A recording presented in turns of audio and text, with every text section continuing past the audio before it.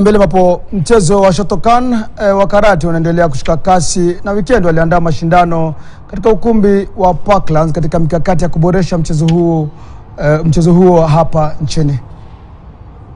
I feel good and it's very fun to take part in these competitions like these, and you get to feel more confident and you get to compete with other people.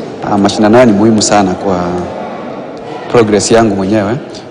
Unajua the last year 2020 na hizo miaka zingine ambazo zimepita hakukuwa na competitions mingi kama previous because of COVID. So hii ni one of the major competitions yenye imekuja. So it's really nice and it gives me exposure. One of our key events is promoting traditional Shotokan Karate in Kenya. Because at JKA we promote the original Shotokan Karate, and we want to grow it across the country. As one of the associations that exists in Kenya, we want to make it the best of the best, because we are working on several themes. Here today we are promoting the tournament karate, sports karate, where young people can explore their talents and grow to becoming national and the future Olympic champions. Because from last year, karate became an Olympic sport. So actually we're trying to grow skills and talent that can take our country to Olympic arena. Apart from all the activities, I know students, they need lots of activities. Apart from that, I have chosen karate because even they have got that thing in themselves that they would go for karate. And being a girl also, it's for self-defense also. So that is why, I have chosen karate for them. Even they have a liking for it. It all depends upon the timing. You calculate, like if you wish, if you have a willing in you, then yes, along with the studies, you can also do that. There is no binding, like you concentrate more on studies and less on activities. It's not like that. You need to balance it. The proper timing should be maintained, that's all. The end goal is we are looking at, in future, taking them to international competitions, beginning with the All Africa JK competitions, which mostly happens in South Africa. We have like 4 more calendar events, which should happen before year end.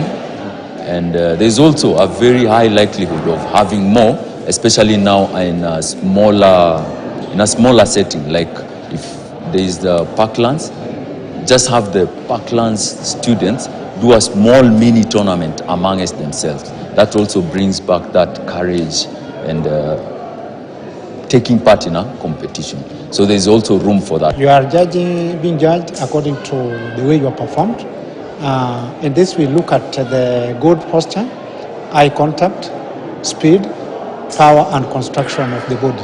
We look at the performance in a basic form way, the way you do your blockings, the way you punch, the way you kick, and most important is the eye contact, because you must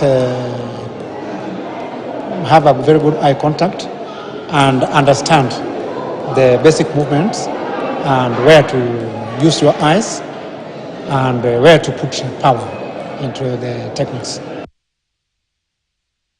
Na mtuone katika ligi ya championship hapa sasa, ligi ya championship na ligi kuu zimeoana. Kwa nini? Kwa sababu huu mchuano ulikuwa na umuhimu haswa kwa washiriki. Mshindi alikuwa ajikatia tiketi ya ligi kuu ya Uingereza. Kwa hivyo mchuano wa jana ulikuwa mchuano babu kubwa. Nottingham Forest walifuzu katika ligi kuu ya Uingereza baada ya kulaza Huddersfield Town bao moja komboa ufe. Bao hilo la pekee lilihakikisha kwamba timu hii imerejea katika ligi kuu ya Uingereza baada ya kutokuwepo katika ligi hii kwa takriban miaka 23.